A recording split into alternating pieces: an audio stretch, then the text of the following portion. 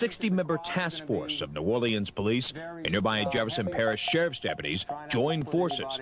Their mission, proactive, to catch criminals in the very act of committing crime. We need to get together, the family, stick together and get the hell out of New Orleans because it's not no place to raise no kids. Wish and our hope for the new year is to make the community safer, is to bring the murder rate down. Just 3 months into the new year, the city's murder count now stands at 35, and that's part of the reason the feds are stepping in to help the NOPD combat the city's violent crime problem.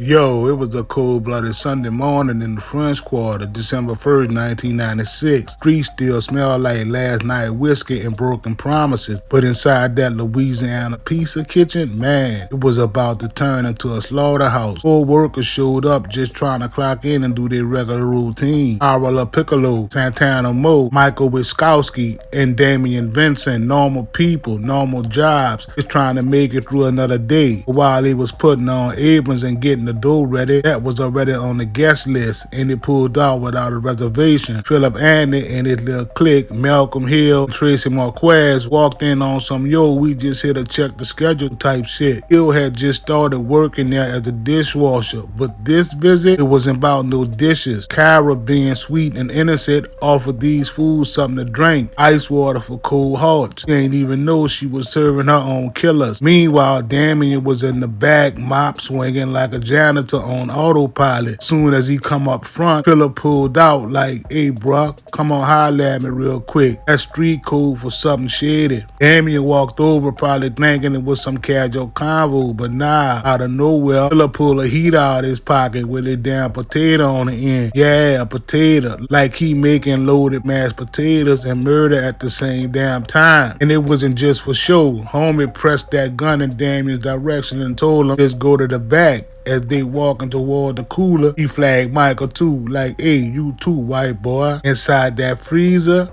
Damien and Kyra already in there, looking shook, shivering, not from the cold, but from the straight up fear. He tried to pull her to the back of the cooler, like, come on, we might get a better chance back here. But that chance, it was already gone. Santana walked in right after, and now it was a wrap. Philip had all 4 of them lined up in that tight little death box like a goddamn execution line. Get on y'all knees, that was the order. And man, Kyra started begging, crying, please don't kill me. But killers don't hear cries, they only hear silence after the bang. And then it came.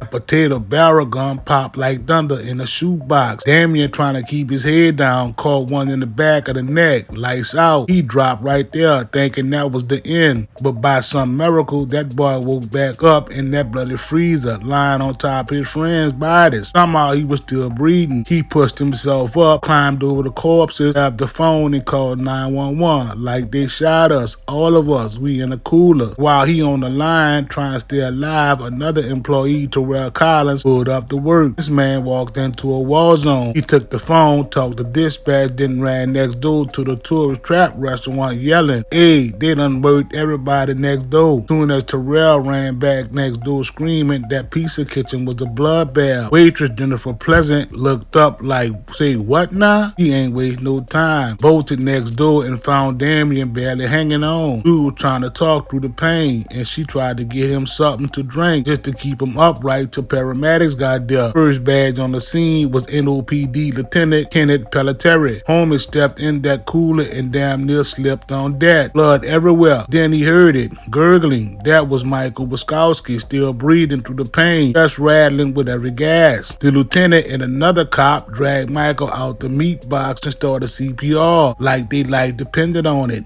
EMS came through, snatched up both Michael and Damien and rushed them to Charity Hospital. But it was too late for Michael. Boy died as soon as he hit the ER door. Kyra and Santana, it was already cold. Each one hit with a single shot to the dome, execution style. Detective Joseph, big dog on homicide, pulled up at 11:15 a.m. Got to work immediately. Walked in, looked around in that cooler, and now Kyra and Santana laid out like they were sleeping. But sleep don't come ground with blood puddles. He had officers lock down the whole scene, start snapping flicks and bagging evidence. Inside that freezer, they found a single copper casking and bits of damn potato all over the place. Ain't no fries in that walk-in, so they knew what time it was. Muffled gunshots that had been suppressed with a potato. Then they stepped into the office area. The safe was sitting wide open, like somebody dared the cops to peep it. All the bills gone, $2,549 snatched up. Only thing they left was the loose coins, like they was too proud to stoop that low. Ain't that a bitch? Killed innocent people for only $2,500. But what really hit different was what they found written on the restaurant grease board. It was some wild street poetry. The shit said this: trip and get flipped like a pancake, thinking this man a fake. How they bringing flowers to your wake? Man, what kind of Dollar Tree Shakespeare leaves a ball like that right after catching a triple body? Cops barred in handwriting expert Jane Dupas. This dude compared the greasy balls on that board to a sample from Philip Anthony, and after squinting for a minute, he hit him with the confirmation. Same damn handwriting. This boy wrote his confession in rhymes. Meanwhile, Detective Kenneth Harris was over at Charity Hospital talking to the one cat who survived, Damien Vincent. Even with a bullet still in his neck, Damien was spitting details like a street reporter. Told him straight up, there were street dudes, black, one big, one medium, one small. Looked like a damn step ladder in motion. Big one wore a dark blue ski jacket. Medium one had a red, white, and blue Atlanta Braves starter jacket. And the smallest one, rocking a black Louisiana piece of kitchen hat and a camel bandana around his face. Damien ain't no name, but he remembered one thing. The medium dude was an employee. Said his name started with an M, and he was the newest hire. Told Harris to check the bottom of the work schedule in the kitchen. That's where they would find the name. So boom, Detective Harris took Damien's tip about the M name and slid over to Rob Gerhardt, operations manager at the Louisiana Pizza Kitchen. Dude ran the employee's file and pulled the schedule for December 1st. And just like Damien said, bam, Malcolm Hill, brand new hire. His name sitting pretty at the bottom of that roster like he just clocked in for his first and last week of work. Operations manager also ran the math on the stolen cash. Based on receipts from Sunday night, there should have been exactly $2,549 in that safe. Every dollar gone except for the coin. Said that only one person had the combo to that safe, Carola Piccolo. That's why she had to die first. No loose ends. Police threw together a six-pack photo lineup with Malcolm Hill's mugshot right in it. Around 5:35 p.m., the detective and his partner pulled up to Charity Hospital to see if Damien could ID somebody. Damien looked at them pictures, then turned his head like, nah, I ain't ready yet. Trauma had him locked up, and the shooters' faces were still dancing in his head, but the heat wasn't letting up. Cops started sniffing around Malcolm's known hangouts, his mom's crib, his grandma's spot, nothing. Then Grandpa hit him with a gem. Check his little girlfriend, Valerie Booker's crib. Hey, less. The Jump Out boys pulled up to 2008 and a half Florida Avenue around 9:30 p.m. Who's sitting up there chilling? Malcolm Hill, Philip Anthony, and Tracy Marquez. Just lounging like they ain't body three people and leave a damn rap lyric at the scene. Officers peeped the three of them standing together, and just like Damien said, it was the step ladder lineup. Big, medium, or small. That was all they needed. They scooped all three up and hauled them back to homicide for questioning. No drama. They just told them straight up, y'all under investigation for first-degree murder. Then they locked down Valerie's apartment till they could get a warrant, cause something stank, and it wasn't no damn piece of grease. Back at Charity, Damien had been moved to a private room. Detective Harris slid him that photo lineup again, and this time he wasn't hesitating. Pointed straight at Malcolm Hill and said, that's him. That's the M employee who walked in with them that morning. Boom, probable cause locked. Sergeant Mike got the call over the radio. We got a positive ID on Hill. He turned to Malcolm like, alright, bruh, you under arrest for first-degree murder. That wasn't the end of the parade. Police cooked up two more photo lineups, one with Philip Anthony and one with Tracy Marquez, and took them back to Damien around 11:30 p.m. That boy ain't flinched. When it did that Philip Anthony like, that's the big dude. He had the potato gun. Couldn't ID Marquez though. That man was slippery like a crawfish in a rainstorm. Still, that was enough. Philip got slapped with first-degree murder charges right then and there. By the time clocks hit 1:30 a.m. on December the 2nd, police had the search warrant signed, sealed, and ready to go. They kicked in the spot at 2408 and a half Florida Avenue, Valerie Booker's crib, the same joint where Malcolm, Philip, and Tracy been laid up acting like they bodying people was just another errand. 12 hit the living room and bedrooms first, 2 pistols already chilling out in plain sight. But the real treasure, that was tucked up in the attic. These fools tried to play hide and seek with murder evidence, but 12 wasn't new to the game. Up in the attic, they cracked open the red Rubbermaid cooler, and what's sitting inside? A red, white, and blue Brave starter jacket Malcolm had on, some windsuit pants, and under all that, boom, a .22 caliber revolver and a .357 Magnum with 4 spent casings still inside. That .357 wasn't just any street cannon. This was the murder weapon. Forensics came through later and ID'd it for show. And guess what else? The muzzle had white crust built up on it. NOPD crime lab tested that shit and bam, potato starch. These fools really did it cartoon style, out here shooting like Mr. Potato Head was the getaway driver. And the sloppiness didn't stop there. NOPD tech Teresa Lamb ran forensic tests on everything, clothes, shoes, even the murder victim's hair. But she found potato particles on Philip Anthony's shoes, Malcolm Hill's left shoe, and Tracy Marquez's right one. Like these clowns been stepping through the Idaho crime scene. She even pulled potato chunks out of Carola Piccolo's hair. That's how close range them shots was. Who needs cylinders when the produce aisle got what you need? While all that lab work was getting processed, cops were still out beating the street for more eyes on the crime. Anybody who saw something was getting pressed for info. Waitress Jennifer Pleasance told police she was scheduled to work that same morning. She got to the French Quarter before 10 a.m. to grab breakfast next door at the tourist trap. On her way in, spotted 2 random dudes chilling outside the pizza kitchen, where employees normally take smoke breaks. She peeped them like, hold up, I don't know them dudes. Caught her eye the most, one was real tall and the other was way shorter. That's that step ladder shit again. Later that day, after the smoke cleared and her nerves came back, Jennifer viewed 3 different photo lineups. And guess what? She positively ID'd Philip Anthony as the tall one she saw outside. She couldn't pick out the short guy or the medium one. That tall dude, she was sure that his face was burned into her brain. Then you had Michael Skincuss, another cat who worked next door. He clocked in at 10 a.m. and as he locking his bike up, saw 3 dudes walking away from the pizza kitchen toward Decatur Street and circled right back like they forgot something. He told police them boys was moving like they had something to handle. Heights all different, like 3 troublemakers lined up in a small, medium, large. He peeped the outfits too. Details matched what Damien gave. Next day, December 2nd, they showed Skinkers a photo lineup. Without hesitation, he picked out Philip Anthony as the tall one he saw. Boy's face was everywhere, like he was trying to win most wanted and most ignorant in the same week. While cops were piecing everything together, another familiar name popped up, Angelo Collins, the brother of pizza kitchen employee Terrell. Turns out he had unknowingly chauffeured the damn killers away from the murder scene and ended up giving 3 murderers a free Uber ride before Uber even existed. Angelo told the cops he had just dropped Terrell off for work when he heard somebody shouting, "Hey, Lo!" That was Philip Anthony calling him by nickname. Flagged him down on Barrack Street, asking for a ride to Elysian Fields and Florida Avenue. Angelo said, alright, and just like that, all 3 suspects hopped in. Philip sat in the front, hand in his pocket the whole time, like he was keeping something warm or dangerous. Other 2, Malcolm and Tracy, climbed in the back. Angelo ain't know 'em, but he could see their faces clear in the rear view. And just like everybody else been saying, he said they looked like a damn height chart. Big, medium, small. The fits matched too. Same jacket, same pizza kitchen hat, same camo bandana. It didn't just leave clues, they left a whole wardrobe department behind. On December the 9th, 12 showed Angelo the photo lineups. He locked in all 3 faces like a school yearbook. That was the final nail. The evidence was stacking up like dirty dishes in a trap kitchen. Witnesses, lineups, the murder weapon, the poetry on the board, and the starchy ass potato residue damn near everything but the ceiling fan. Fast forward to January 1997, Orleans Parish grand jury came swinging with the hammer. He indicted Philip Anthony, Malcolm Hill, Tracy Marquez, and Sidney Sidney Anthony, Phillip's cousin, and the alleged getaway driver. 3 counts of first-degree murder. The charge, knocking off Cara, Santana, and Michael during an armed robbery and with the intent to kill more than one person. But before the trial jumped off, the state was like, nah, we need to split this up. So they severed Tracy and Sidney's trials from Phillip and Malcolm's. Then Malcolm's lawyer hollered, yo, separate me from Phillip too. And the judge granted that, so everybody got their own lane to crash in. And it was finally Phillip Anthony's turn in the courtroom. The prosecution brought all the smoke, survivor testimony, multiple eyewitnesses, forensics, the gun, the starch, down greaseboard rhyme, which was basically a murder mixtape. And you know what the jury said, guilty on all 3 counts. Ain't even blank when it came to the penalty phase. They heard that evidence was like, yup, fry 'em. Judge Julian Parker followed suit. He sentenced Phillip Anthony to death, just like the jury told him to. Dude caught a one-way ticket to Angola with no layovers. Phillip's legal team tried to fight it on appeal. The jury ain't know for sure if he was the actual trigger man. Said the court let in too much evidence, like the sawed-off shotgun from Sidney Anthony's crib, and that the cops ain't even have a probable cause when they rolled up to 2408 and a half Florida Avenue. They even complained about one of the jurors being a damn musician in D.A. Harry Connick's swing band, talking about he might be biased, but the judge wasn't trying to hear none of that. Appeal denied. The Louisiana Supreme Court